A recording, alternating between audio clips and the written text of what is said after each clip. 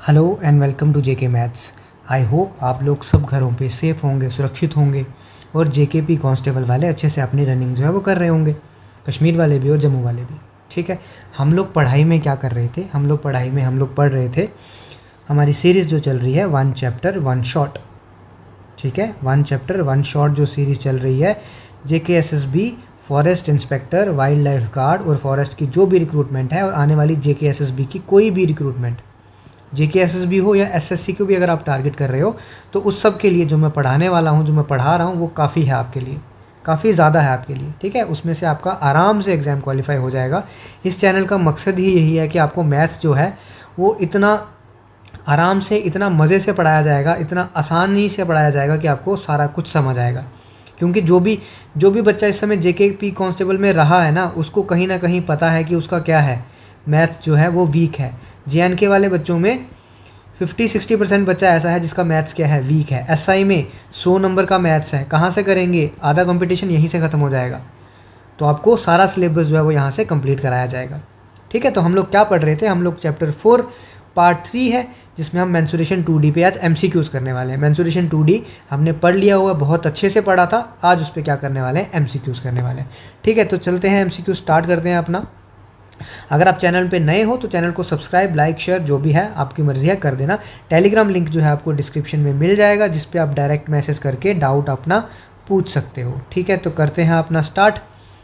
Question number 1 से start करते हैं। The ratio of radii of 2 wheels is 3:4। तो 2 हमारे पास व्हील्स हैं, एक व्हील मेरे पास ये है, एक व्हील मेरे पास ये है। तो उसने क्या बोला? इनके रेडियाई का रेशो। इसका मतलब इसका रेडियस है, एक का रेडियस 3 और एक का रेडियस 4। ये रेशो है, ये सही रेडियस नहीं है, तो इसको मैं 3x 4x मान सकता हूँ। क्यों? क्योंकि ये रेशो है। अब उसने पूछा the ratio of their circumference is. अब आपको पता है सरकमफ्रेंस जो है, व्हील है तो इसका मतलब सर्कल है, सर्कल है तो सरकमफ्रेंस किसके बराबर होता है? सर्कल का 2πr। ठीक है, तो मैं क्या लिख सकता हूँ? Circumference of first circle divided by circumference of second circle. तो यहाँ से क्या आ जाएगा? 2π radius of first circle divided by 2π radius of second circle. तो यहाँ से 2π cancel, radius of first circle 3s, radius of second circle 4x, x और x कटा तो क्या आ जाएगा? 3/4। तो इसका मतलब यहाँ से हमको क्या पता चला सर? यहाँ से हमको ये पता चला कि सरकमफ्रेंस जो है वो रेडियस के क्या है? Directly proportional. ये क्या है? ये 2π क्या है? ये तो कांस्टेंट टर्म है। हाँ सर, कांस्टेंट है। जब आपने लीनियर इक्वेशन पढ़ाया था आपने बताया था कांस्टेंट और वेरिएबल क्या होता है। ये तो कांस्टेंट है। इसका मतलब यहाँ से मुझे ये पता चल रहा है कि सरकमफ्रेंस जो है वो रेडियस के क्या है? प्रोपोर्शनल है। और कैसा प्रोपोर्शनल है? डायरेक्टली कि इन्वर्सली? इसका मतलब डायरेक्टली प्रोपोर्शनल है। अगर ये डायरेक्टली प्रोपोर्शनल है, इसका मतलब ये हुआ जितना चेंज रेडियस में आएगा, जितना चेंज r में होगा उतना ही चेंज किस में होगा? सरकमफ्रेंस में होगा। हाँ सर, समझ आ गया। सर अगर ये इन्वर्सली होता तो? अगर ये इन्वर्सली होता तो चेंज क्या हो जाता? उल्टा हो जाता। अगर रेडियस 3/4 है तो सरकमफ्रेंस क्या हो जाता? 4/3। अगर क्या होता? इन्वर्स होता तो। अगर स्क्वायर होता सर तो? अगर स्क्वायर होता तो ये क्या हो जाता? 9/16। तो जैसे भी होता, फार्मूला पहले हमको लिखना है, उस हिसाब से हम लोग अपना क्या बना लेंगे? रिलेशन बना लेंगे उस क्वेश्चन से। ठीक है, चले आगे क्वेश्चन नंबर 2 पे। हाँ सर, चलते हैं। सर ये तो बहुत बड़ा क्वेश्चन है। नहीं, बहुत बड़ा नहीं है, ये छोटा सा ही क्वेश्चन है, लेकिन ये लिखने पे तो बड़ा ही आएगा ना। चलो देखो, तो क्वेश्चन हमसे क्या कह रहा है? सर आप ही बता दो क्या कह रहा है। A wire is bent into the form of a circle. एक वायर है हमारे पास, आपको पता है वायर, ये आ गई वायर। हाँ सर, वायर आ गई। सर कौन सी वाली? एंकर की है कि कोई और है? कोई भी ले लो। ठीक है, wire is bent in the form of a circle. अब इस वायर को मैंने क्या किया है? सर्कल की फॉर्म में बेंड किया है। हाँ सर, कर दो। ये सर्कल की फॉर्म में मैंने क्या कर दिया? बेंड कर दिया। जिसका एरिया कितना है? 154 सेंटीमीटर स्क्वायर। इसका मतलब सर्कल का एरिया कितना है? 154 सेंटीमीटर स्क्वायर।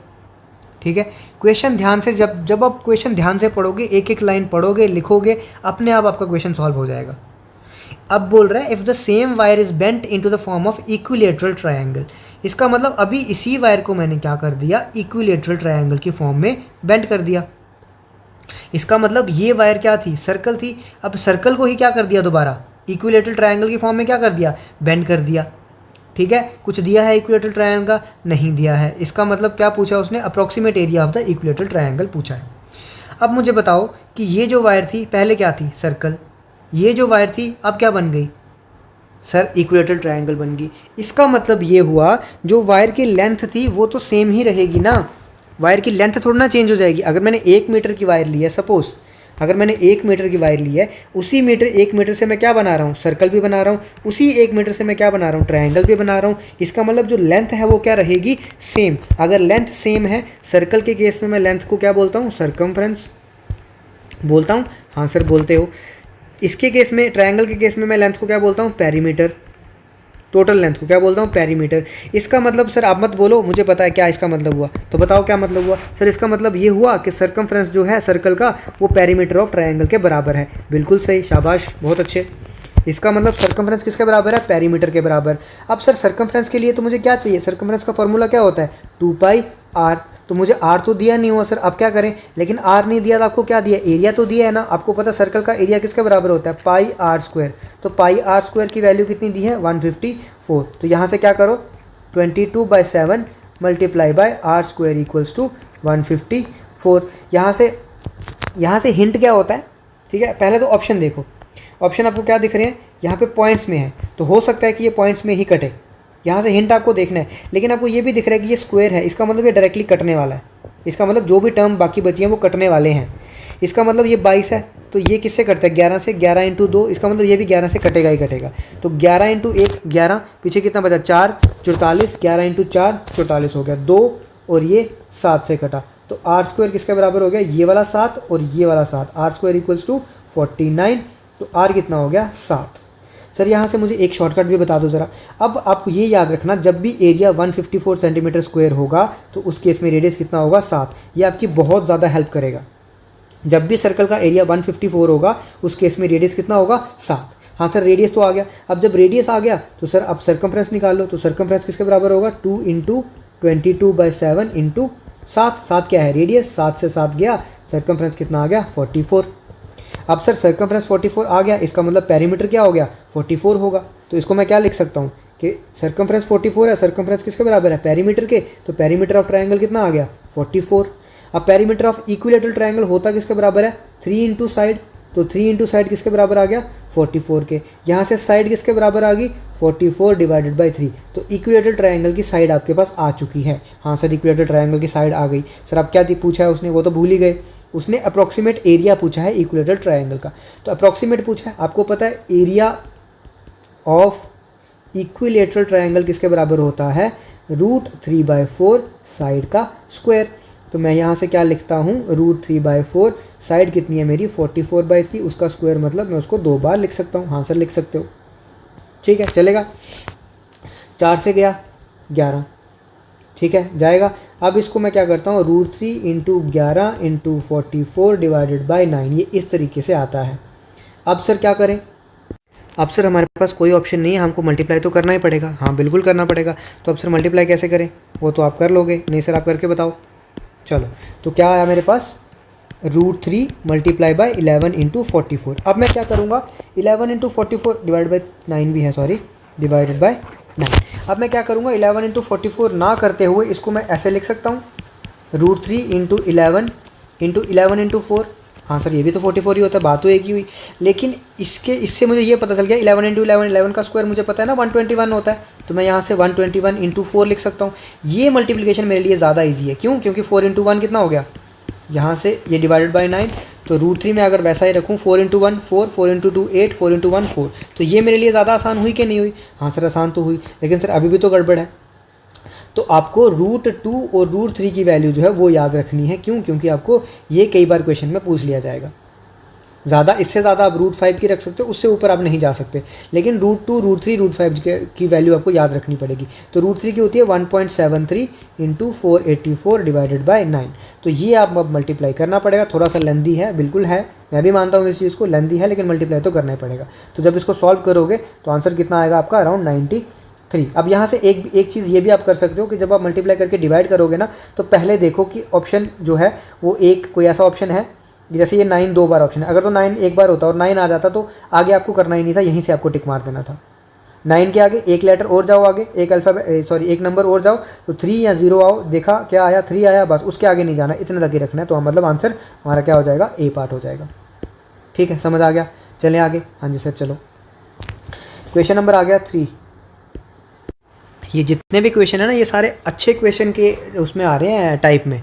ये कोई ऐसे चिंदी से क्वेश्चन नहीं है कि आपको एक ट्रायंगल दे दी और आपको 2 साइडें दे दी या 3 साइडें दे दी तो बोला एरिया निकालो, 2 साइडें दे दी आइसोसेलेस की तो बोला एरिया निकालो। तो इस तरह के क्वेश्चन नहीं है ये बहुत अच्छे क्वेश्चन है, अच्छे लेवल के क्वेश्चन है। किसी भी क्वेश्चन को आप सर्च करो, ये आपको एसएससी का क्वेश्चन मिलेगा, रेलवे का क्वेश्चन मिलेगा, और जो प्रीवियस ईयर आए हुए हैं सीजीएल में हो गए या सीएचएसएल, तो ये उस लेवल के क्वेश्चन मिलेंगे आपको, ये आसान क्वेश्चन नहीं है। ठीक है, चलो क्वेश्चन नंबर 3 क्या कह रहा है हमको, सर बता दो। The perimeter of a square is same as the perimeter of a rectangle. पहला तो सर मुझे इतना पता चल गया कि एक मेरे पास क्या है, स्क्वायर है। हाँ जी स्क्वायर है, ठीक है। एक मेरे पास क्या है, रेक्टेंगल है। हाँ जी रेक्टेंगल है, बिल्कुल ठीक है, सही है। अब वो क्या बोल रहा है कि perimeter of square perimeter of rectangle के बराबर है। तो पेरीमीटर ऑफ रेक्टेंगल मुझे पता है, एल बी ये साइड होती है, इसकी पेरीमीटर होता है 2 into L plus B rectangle का। इसका पेरीमीटर मुझे पता है 4 इंटू साइड होता है। इसका मतलब ये दोनों क्या है, आपस में बराबर हैं। हाँ जी सर ठीक है, इसके आगे चलो। The perimeter of square is 40। अब ये 40 दे दिया हुआ है, इसका मतलब 4 इंटू एस किसके बराबर दिया है, 40 के। इसका मतलब ये कितना होगा, 40 के बराबर दिया है, इंटू 10। इसका मतलब साइड कितनी होगी स्क्वायर की, 10 होगी। हाँ जी सर ये भी पता चल गया। इसका मतलब ये क्या हो गया, 10।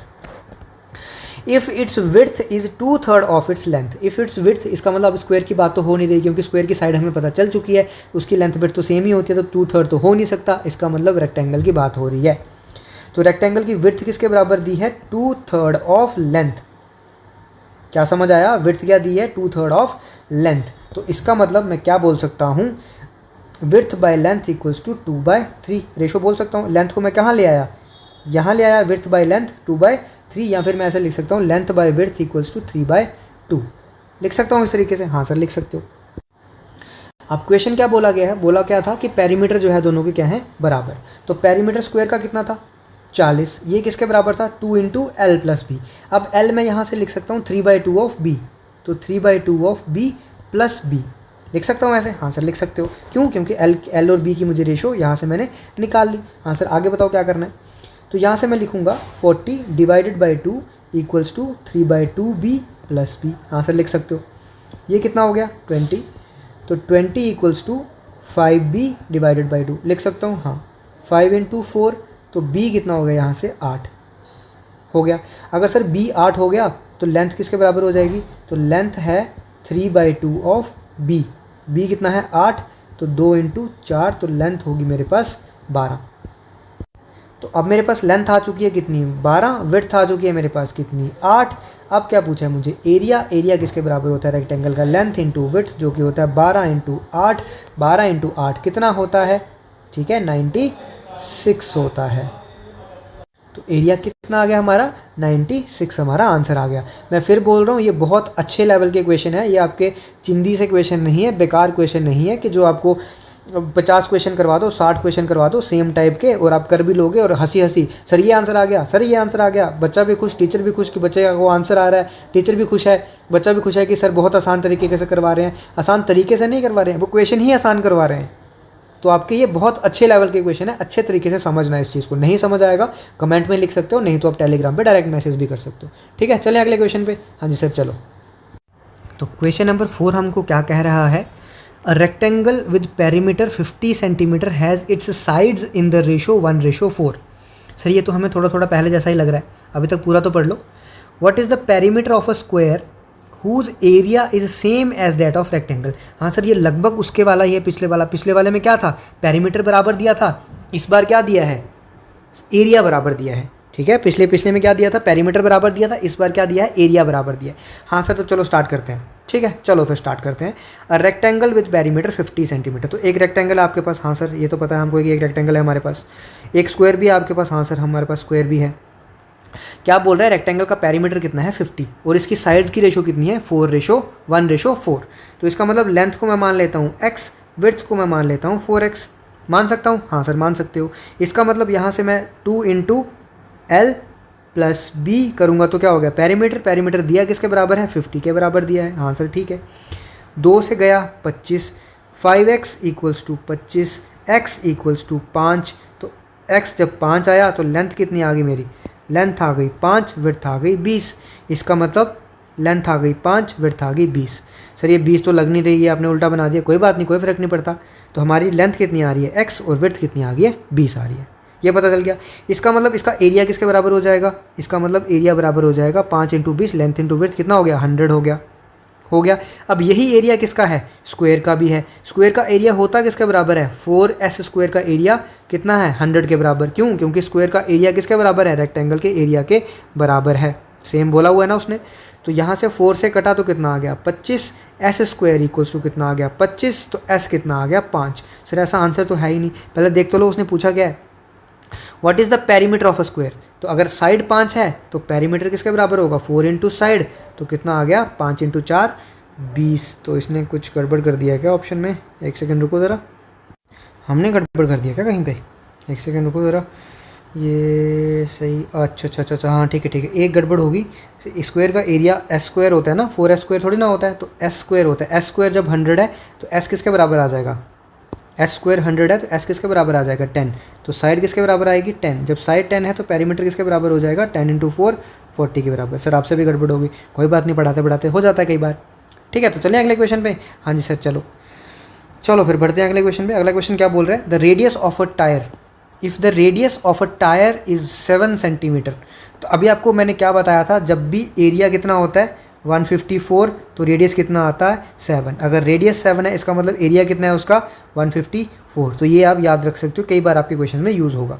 ठीक है, क्या बोला है उसने, रेडियस इतना दिया है, what distance will it travel in 50 rotations. ठीक है, ध्यान से देखना, ये मेरे पास क्या है टायर है, ये क्या है मेरे पास टायर है, रुको एक सेकेंड, ये टायर है। ठीक है, अब सर इसको पूरा बंद क्यों नहीं किया, पूरा मैंने जानबूझ के नहीं किया कि अगर मैं इसको खोलूँ, सपोज़ इसको मैं खोलूँगा तो ये क्या बन जाएगा, ऐसे वायर जैसी बनेगी। हाँ सर बनेगी, इसका मतलब कि ये जो है पूरा का पूरा, ये पूरा क्या है इसका सर्कमफ्रेंस, तो ये क्या है, ये उसकी लेंथ, ये भी तो वही बनी, सर्कमफ्रेंस के बराबर ही बनी। तो ये एक रोटेशन में, जब ये एक रोटेशन घूमेगा तो ये घूम के कहाँ, ये जो मैंने पॉइंट्स लगाए हैं, ये पॉइंट्स लगाए हैं ना, ये जब एक रोटेशन घूमेगा तो घूम के दोबारा कहाँ पे आ जाएगा, यहाँ पे आ जाएगा। इसका मतलब कि एक रोटेशन में कितना डिस्टेंस करेगा कवर, जितना उसका सर्कमफ्रेंस है। तो एक रोटेशन में वो कितना डिस्टेंस कवर करेगा, एक रोटेशन का डिस्टेंस किसके बराबर है, उसके सर्कमफ्रेंस के बराबर। तो 50 रोटेशंस का डिस्टेंस किसके बराबर होगा 50 × सर्कमफ्रेंस। तो 50 मल्टीप्लाई बाय सर्कमफ्रेंस किसके बराबर होता है 2 × 22/7 × रेडियस। रेडियस कितना दिया है 7, तो ये इससे क्या हो गया कट गया। अब यहाँ पे ठीक है, अब कितना आ गया 50 × 2 कितना होता है 100 × 22 कितना हो गया 2200। अब ध्यान से देखो, यहाँ पे रेडियस कितना दिया है सेंटीमीटर में दिया है, लेकिन लास्ट में उसने क्या पूछा है डिस्टेंस मीटर में पूछा है। तो इसको मुझे क्या करना पड़ेगा 100 से डिवाइड, तो ये क्या बन गया 22 मीटर बन गया। आ गया आंसर 22 मीटर इसका। ठीक है आसान, हाँ सर आसान बन गया। चले आगे जी। तो अगला क्वेश्चन हमसे क्या कह रहा है, अगला क्वेश्चन कह रहा है the area of the largest triangle that can be inscribed in a semicircle of radius 4 cm in square centimeter। मतलब सेंटीमीटर स्क्वायर में हमको एरिया को निकालना है उस ट्रायंगल का जो ट्रायंगल सेमी सर्कल के अंदर है। तो ध्यान से देखना ये क्वेश्चन। तो पहले तो हमको एक सेमी सर्कल बनाना पड़ेगा। हाँ सर सेमी सर्कल तो बनाना ही पड़ेगा। ये हमारा बन गया, सर नहीं बना, चलो फिर से बनाते हैं। ये बन गया हमारा सेमी सर्कल, बन गया, नहीं सर सही नहीं बना, रुको फिर एक मिनट। चलो तो ये मेरा बन गया क्या सेमी सर्कल। अब क्या बोल रहा है कि area of largest triangle that can be inscribed in a semi circle. Semi circle के अंदर कई सारी, अब मैं यहाँ पे एक फिगर बनाता हूँ। पहले ये सेमी सर्कल है, सेमी सर्कल के अंदर ट्रायंगल मेरी ये भी हो सकती है। ठीक है, मैं यहाँ से यहाँ पे बना सकता हूँ, मैं यहाँ से ऐसे भी बना सकता हूँ, मेरी मर्जी है। लेकिन उसने बोला लार्जेस्ट ट्रायंगल, तो लार्जेस्ट इसका मतलब उसका बेस जो है ना वो पूरा का पूरा सर्कल का क्या होगा, सेमी सर्कल का क्या होगा डायमीटर। वही सबसे बड़ी ट्रायंगल बनेगी जिसका बेस क्या होगा उसका डायमीटर होगा। अब उसने रेडियस दिया है 4, तो डायमीटर कितना आ गया 8। अब आपको मैंने जब सर्कल पढ़ाया था, अब आ गया कंसेप्ट दोबारा। जब मैंने सर्कल पढ़ाया था मैंने आपको बताया था डायमीटर हमेशा सर्कमफ्रेंस पे 90 डिग्री एंगल बनाता है। जिसने पढ़ा है उसको याद आ रहा है। अब ये 90 डिग्री एंगल बना रहा है, इसका मतलब ये कौन सी ट्रायंगल बनी, हाँ सर राइट ट्रायंगल बनी। राइट ट्रायंगल बनी तो एरिया किसके बराबर होता है 1/2 × बेस × हाइट। ठीक है सर, हाँ सर ठीक है। तो 1/2 × बेस तो आ गया इसका 8। हाइट कितनी आ जाएगी सर, हाइट क्या आ जाएगी, यहाँ से देखो, यहाँ से अगर मैं यहाँ पे ऐसे ड्रॉ करूँ तो ये क्या है, ये डायमीटर है ना, यहाँ से कहीं पे भी डिस्टेंस अगर आप देखोगे सर्कल के सर्कमफ्रेंस पे, तो वो क्या होगा, रेडियस ही होगा ना। कहीं पे भी डिस्टेंस देखो डायमीटर से, कहीं पे भी सर्कल के सर्कमफ्रेंस पे डिस्टेंस देखो, यहाँ से आप यहाँ देख लो, यहाँ से यहाँ देख लो, यहाँ से यहाँ देख लो, यहाँ पे देख लो, कहीं पे भी देखो वो डिस्टेंस क्या होगा, रेडियस होगा। तो हाइट किसके बराबर होगी, रेडियस। रेडियस कितना है 4, तो यहाँ से 2 से कटा 4, तो 4 × 4 16 सेंटीमीटर स्क्वायर क्या आ जाएगा आंसर। ट्रायंगल्स कितनी भी बन सकती थी, ये भी ये भी ये भी, लेकिन लार्जेस्ट कौन सी बनती है, जिसका बेस जो है वो सेमी सर्कल के बेस के बराबर होगा। समझ आ गया, चलें आगे। हाँ जी सर, बहुत अच्छे से समझ आया, आगे चलो। ठीक है, चलो फिर चलिए फिर नेक्स्ट क्वेश्चन पे। नेक्स्ट क्वेश्चन क्या कह रहा है हमसे, कुछ तो कहना चाह रहा है सर, बता दो खुद ही क्या कह रहा है।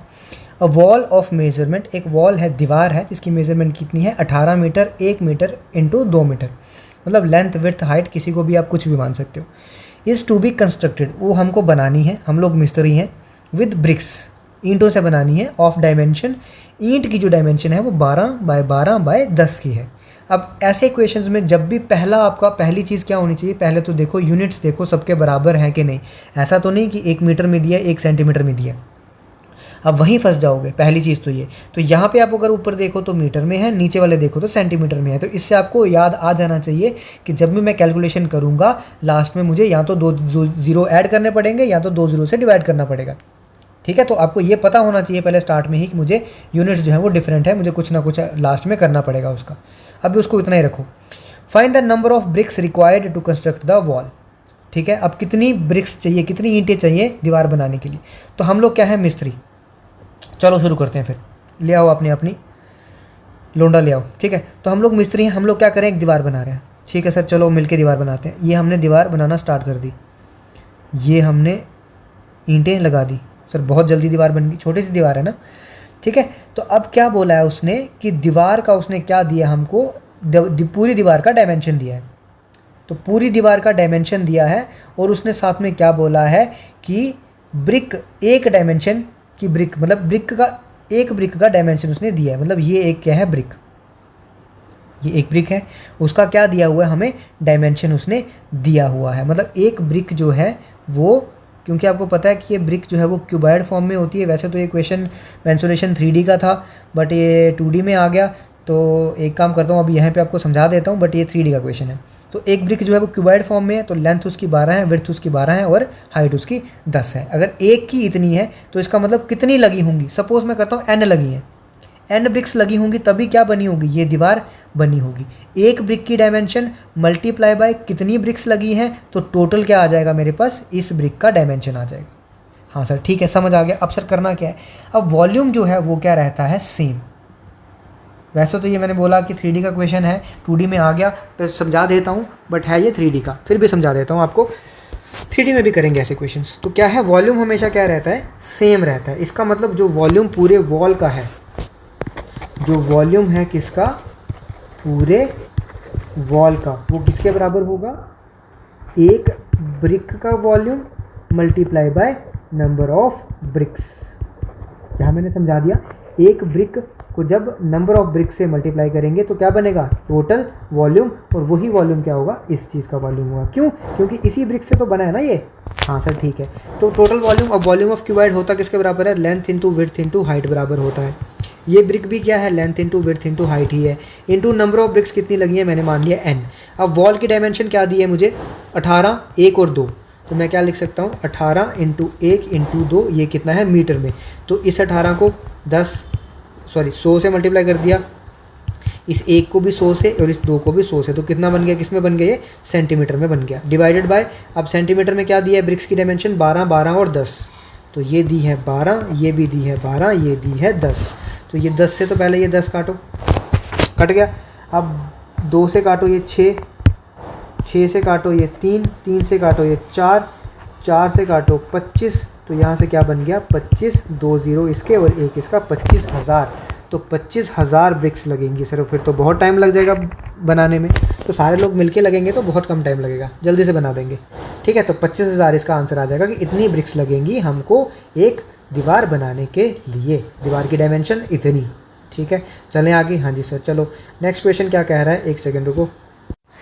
अब नेक्स्ट क्वेश्चन हमको अपनी भाषा में क्या समझाना चाह रहा है, एक बकरी a goat is tied to one corner of a square plot. एक स्क्वायर प्लॉट है जो कि नीचे मैंने फिगर बनाई हुई है। एक स्क्वायर प्लॉट है जिसकी साइड कितनी है 14 सेंटीमीटर, तो साइड मैंने 14 लिखी हुई है, तो सारी साइडें क्या होगी, इसका मतलब सारी साइडें 14 होंगी। उसमें एक गोट को, बकरी को बांधा गया है एक कॉर्नर पे, तो मैंने क्या मान लिया कि इस कॉर्नर पे बकरी को बांधा गया है, एक कॉर्नर पे एक रस्सी से बांधा गया है जिसकी लेंथ कितनी है 10.5 सेंटीमीटर। तो अगर ये पूरी लेंथ 14 है तो मैंने क्या मान लिया, यहाँ तक कितना है 10.5, तो यहाँ तक भी कितना होगा 10.5। अब गोट जो है यहाँ तक जाएगी, क्योंकि यहाँ 10 ये आर तक, यहाँ 10.5 है, ठीक है। ये जब यहाँ तक जाएगी इससे आगे तो नहीं जा पाएगी ना, क्यों, क्योंकि आगे लेंथ तो ज़्यादा, इतनी लेंथ ही नहीं है, इतनी रस्सी की लेंथ ही नहीं है, तो वो यहाँ से यहाँ घूम सकती है, ठीक है। तो वो इतना एरिया ही घूम सकती है। तो ये जो एरिया बना वो इसी एरिया में घास चर सकती है, इसके अलावा वो आगे पीछे और कहीं नहीं जा सकती। अब सर ये आपने 90 क्यों बनाए हैं, तो मैं पढ़ा रखा हूँ आपको, जब भी स्क्वायर होता है उसके एंगल्स कितने होते हैं 90 डिग्री होते हैं, ठीक है सर। अब पूछा क्या है, find the area the goat can graze, तो गोट जो है वो कितने एरिया में ग्रेस कर सकती है। तो ये जो मैंने शेडिड एरिया बनाया इसका मतलब मुझे इसका जो है वो एरिया निकालना है। अब इसको निकालने के मेरे पास तो दो तरीके हैं। पहला तरीका तो क्या है, मैं क्या करता हूँ, मैं इसको क्या बना देता हूँ, एक सर्कल बना लेता हूँ। ध्यान से देखना, मैं क्या बना लेता हूँ, इसको एक सर्कल बना लेता हूँ। हाँ सर सर्कल बना दिया। अब मुझे क्या दिख रहा है कि ये जो पार्ट है ये वाला, ये सर्कल का 1/4 पार्ट है। क्या दिख रहा है मुझे कि ये जो है वो सर्कल का 1/4 पार्ट है। इसका मतलब इसका एरिया भी किसके बराबर होगा, सर्कल के 1/4 एरिया के बराबर होगा। अब सर्कल का एरिया कितना होता है πr², तो इसका एरिया कितना हो जाएगा, इसके 1/4 पार्ट के बराबर। अब पाई की वैल्यू 22/7, आर की वैल्यू, आर कितना हो जाएगा, इसका रेडियस 10.5, तो मैं 105/10 इंटू 105/10 लिख सकता हूँ, डिवाइडेड बाय 4 है तो 1/4 मैंने यहाँ पे लिख दिया। अब है इसको सॉल्व करने की बारी, ठीक है। तो सॉल्व करना कर दूँ क्या, ठीक है चलो कर देते हैं। तो 7 से गया, 7 इंटू 1 7, 3 बचा, 7 इंटू 5 35, ठीक है। 5 इंटू 3 15, 5 इंटू 2 10, 2 इंटू 2 4, 2 इंटू 11। अब यहाँ से भी ये कटेगा, 5 इंटू 2 और 1, तो क्या बना मेरे पास 33 इंटू 21 डिवाइडेड बाई 8। अब इसको कैसे मल्टीप्लाई करें सर 33 इंटू 21 को, आपके पास दो तरीके हैं, या तो 33 इंटू 20 कर लो पहले। 33 इंटू 20 आसान है क्योंकि क्या हो जाएगा 660, फिर 33 इंटू 1 33, तो 660 में ये ऐड कर दो तो 693, तो कितना आ जाएगा 693 डिवाइडेड बाई 8। जब ये आ जाएगा इसको अब दोबारा से क्या कर सकते हो, काटो। 8 इंटू 8 से कितना होता है 64, तो 8 इंटू 8 आ जाता है। 64 कितना बचा पीछे, 5 बचा, 53 हो गया। 8 इंटू 6 48, ऐसे करोगे तो आगे आ जाएगा 86.625। ये आ गया एरिया। ये तो आ गया एक तरीका। कैलकुलेशन थोड़ी सी मुश्किल थी लेकिन क्वेश्चन मुश्किल नहीं था। ये एक तरीका आ गया। अब दूसरा तरीका क्या है सर, आपने क्या बताया था, एक आपने क्वेश्चन बताया था, क्वेश्चन बोल रहा हूँ सॉरी, एक आपने ये कंसेप्ट बताया था कि सर्कल का सेक्टर का एरिया किसके बराबर होता है। ये क्या है, सर्कल का एक सेक्टर ही तो है, सर्कल का एक सेक्टर है ना, तो उसका एरिया बताया था हमने theta divided by 360 into area of square, ये सॉरी सर्कल। तो थीटा कितना एंगल बना रहा है सर ये, तो सेंटर में ये एंगल कितना है 90 डिग्री, तो मैं क्या लिख सकता हूँ 90 डिवाइडेड बाई 360 इंटू πr², तो क्या हो गया ये 1/4। तो बना क्या दोबारा πr² डिवाइडेड बाई 4, बना वही, तरीके दो थे, कैलकुलेशन जाके वहीं पहुंचती है लेकिन तरीके करने के अलग अलग हो सकते हैं, ठीक है। तो ये कौन सा एरिया आ गया जो कि वो ग्रेज कर सकती है, जिस पे वो ग्रेज कर सकती है। अब उसने क्या पूछा है कि वो भी एरिया निकालो जिस पे वो ग्रेज नहीं कर सकती। तो अगर मैं टोटल एरिया में से कैनॉट ग्रेज वाला एरिया अगर मुझे निकालना है तो मैं क्या करता हूँ, टोटल एरिया, टोटल में से ग्रेज्ड एरिया जो है वो माइनस कर देता हूँ। अब टोटल एरिया मेरा कितना है, स्क्वायर है, तो स्क्वायर है तो 14 का स्क्वायर माइनस ग्रेज्ड एरिया कितना आ जाएगा 625। तो जितना भी आंसर आएगा आप निकाल के इसको कर सकते हो। तो ये हमारा आंसर हो जाएगा। आंसर क्वेश्चन जो है वो अच्छे लेवल के लग रहे हैं ही अच्छे लेवल के, तो लगेंगे तो सही, ठीक है। आसान भी नहीं लगेंगे, मुश्किल तब तक नहीं लगेंगे जब तक आपने कंसेप्ट वाली वीडियोस देखी होंगी। मेंसुरेशन जाके देखो, मैं अभी भी बोल रहा हूँ 2D का 1 पार्ट 2 पार्ट है, आराम से इसको देखो, आधे आधे घंटे की वीडियो होगी, शायद 25 मिनट 30 मिनट की वीडियो होगी, लेकिन 1 घंटे में आपका मेंसुरेशन 2D जो है वो इस तरीके से हो जाएगा कि आपको कोई भी क्वेश्चन आपका मिस नहीं होगा। डायरेक्ट फार्मूले नहीं बताए मैंने उसमें, फार्मूले कहाँ से आए हैं, कैसे याद रखना है, वो सारी चीज़ें बताई हैं आपको। चले अगले क्वेश्चन पे, चलो जी।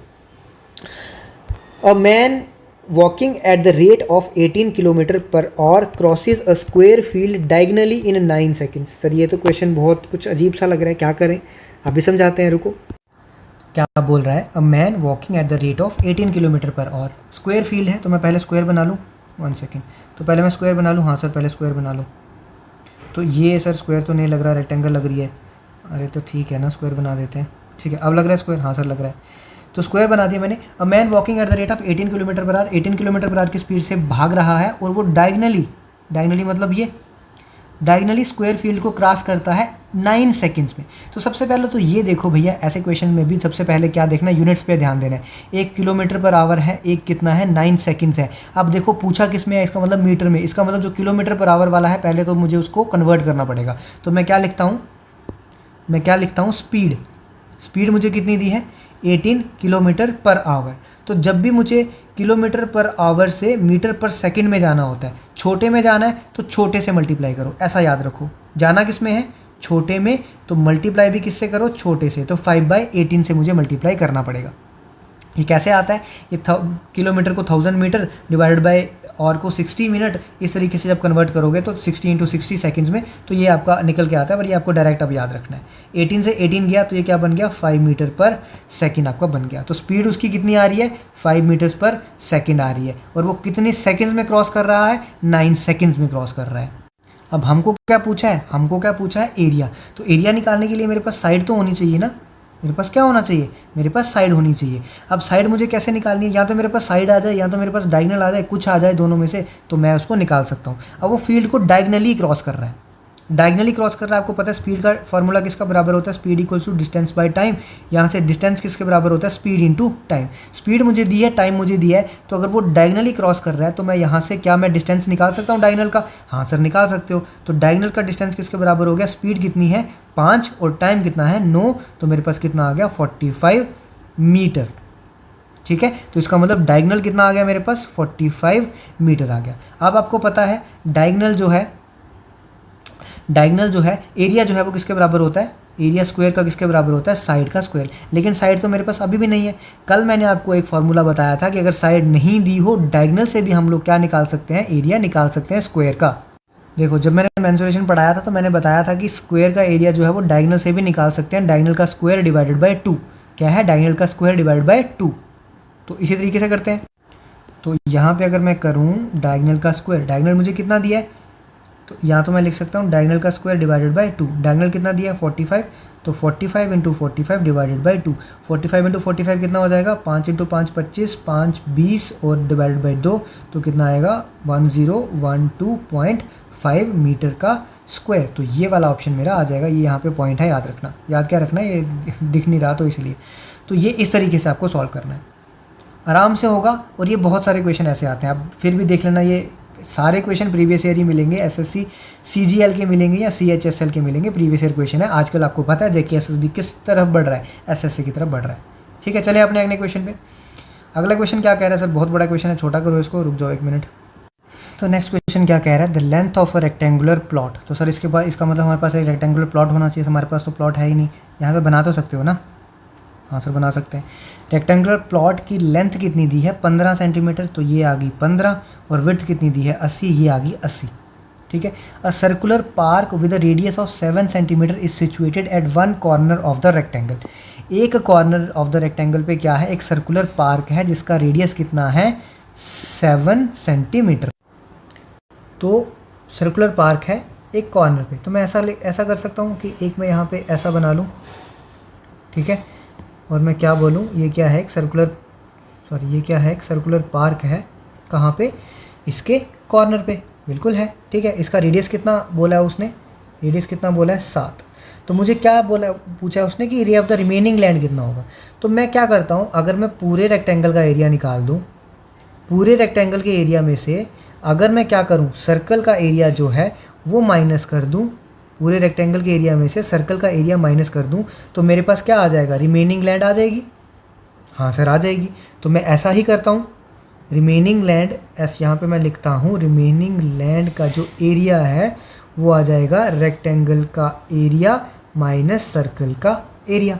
ठीक है, तो रेक्टेंगल का एरिया किसके बराबर होगा, लेंथ इंटू विड्थ, तो 15 into 80 minus pi R square, तो पाई इतना आर स्क्वायर, आर कितना है 7, तो 7 इंटू 7, 7 से 7 गया, 15 इंटू 8 कितना होता है 120, तो ये आ गया 1200 माइनस 22 इंटू 7, 7 इंटू 2 14, 154 आ गया। ठीक है, अब यहाँ से आप करके जब जितना भी करोगे, जितना भी आएगा, कितना आ जाएगा इसका 1046। क्यों, क्योंकि लास्ट में 0 है, 0 में से 4 गया तो लास्ट में क्या आने वाला है 6 ही आने वाला है, और एक ही ऑप्शन है हमारा 6 वाला। ठीक है, तो आई होप आपको चीज़ें समझ आ रही हैं। बहुत अच्छे क्वेश्चन मैंने कराए हैं। क्या सर ये क्वेश्चन इनफ है किसके लिए, जेके एसएसबी के कोई भी एग्ज़ाम हो उसके लिए इनफ है? बिल्कुल, कोई भी एग्ज़ाम होगा जेके एसएसबी का उसके लिए ये क्वेश्चन जो है वो इनफ क्वेश्चन है।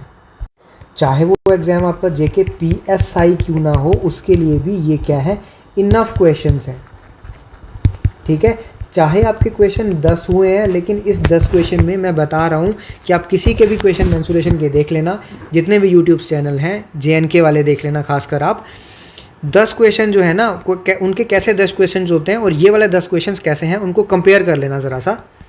ठीक है, आपको पता चल जाएगा। उनके 10 क्वेश्चन में से आप कम से कम, अगर आपने फार्मूले आपको पता है ना, सिर्फ फार्मूले ही पता है आपको, 7 से 8 क्वेश्चन आप आराम से कर सकते हो। लेकिन इस 10 क्वेश्चन में अगर आपको कंसेप्ट नहीं पता है तो आप इसको 4 से 5 होंगे ऐसे क्वेश्चन जो आप कर पाओगे, बाकी क्वेश्चन आप नहीं कर सकते, क्योंकि बहुत अच्छे क्वेश्चन हैं। हाल दो थोड़े से लेंदी क्वेश्चन हो सकते हैं, इतने भी ऐसे वहाँ पे इतने भी ईजी क्वेश्चन नहीं आएंगे। ठीक है, तो थोड़े से अच्छे क्वेश्चन है, अगर आपने इस लेवल के क्वेश्चन किए होंगे तो आपको इससे लो लेवल पे जाने पे कोई दिक्कत नहीं होगी। ठीक है, तो चाहे वो जेके पीएसआई हो, चाहे वो एनटी हो, क्योंकि एनटी में मेंसुरेशन बहुत ज़्यादा आता है। उसके बाद जो फॉरेस्ट के एग्ज़ाम होने वाले हैं अभी, उसके लिए भी उसका तो सिलेबस ही है ना, उसका तो चल ही रहा है, तो उसके लिए तो काफ़ी है, ये बहुत ज़्यादा है, इनफ है उसके लिए। ठीक है, तो आप को ये समझ आया है अगर, तो वीडियो को आप लाइक कर सकते हो, शेयर कर सकते हो चैनल को, और सब्सक्राइब कर सकते हो। ठीक है, बाकी टेलीग्राम आपको पता है, लिंक आपको पता है, वीडियो का भी मिल जाएगा, नोट्स भी जो यहाँ पे होते हैं हैंड रिटन वो भी आपको वहाँ पे मिल जाएंगे, सब कुछ आपको मिल जाएगा, डायरेक्ट मैसेजेस आपको मिल जाएंगे। बाकी अगर आपको रनिंग के रिलेटेड कोई प्रॉब्लम है तो वो भी हमारी वीडियो चैनल पे अवेलेबल है, वो आप देख सकते हो। आपको अगर शिन पेन वगैरह या नी पेन वगैरह होती है तो उसके लिए भी मैं जल्दी एक सोल्यूशन लाऊंगा कि किस कारण होती है, क्यों आपको शिन पेन है, क्या उसका सोल्यूशन है, वो भी हम बहुत जल्दी वीडियो ला रहे हैं। बाकी आपको कट ऑफ के रिलेटेड कोई प्रॉब्लम है वो भी हमारे पास वीडियो है, मेडिकल जेके एसएसबी का क्या होता है, पीईटी पीएसटी कैसे होता है, रनिंग कैसे करनी है, वो सब वीडियोस अवेलेबल है। आप जाके कमेंट में मैं डिस्क्रिप्शन में लिंक दे दूंगा, वहाँ पे आप जाके वो वीडियोस देख सकते हो, और अच्छी लगी तो कमेंट करके बता सकते हो। ठीक है, तो चलते हैं, आज के लिए इतना रखते हैं। शुभ रात्रि, happy independence day, thank you.